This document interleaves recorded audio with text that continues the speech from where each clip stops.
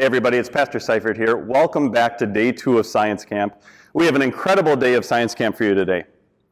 But first, social distancing. Are you tired of that yet? You know, I think some of that's starting to lift. We're all starting to take our steps back into real life bit by bit, but it's been hard. When you have to socially distance yourself from others, it feels almost like a punishment, like you're in some kind of prison and you can't make it out. But socially distancing, isolating ourselves, it's not a punishment.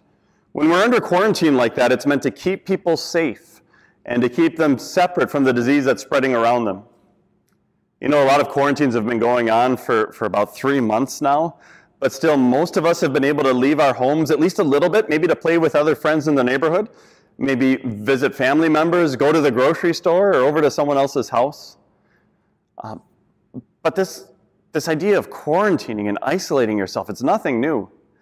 The first astronauts that went to the moon on the Apollo moon missions were isolated for 21 days when they got back, just in case they picked up some kind of weird moon bugs or alien germs.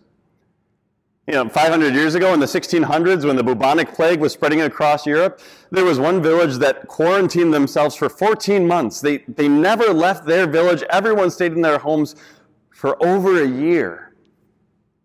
Well, today, in our lessons and experiments, you're going to learn a little bit about how germs spread and why isolating them is so important. And you'll learn about one family in the Bible that God put into isolation, not just for 40 days and 40 nights, but for more than a year. Just 8 of them, all alone. Well, not quite alone.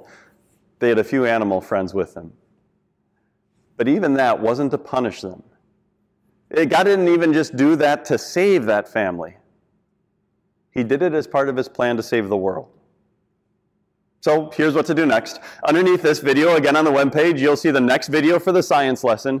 Watch that and follow the instructions in your experiment kit. Then the Bible study lesson, and then the craft, and then come back for one last video before we go on our way. God bless you all. Have a great day at camp.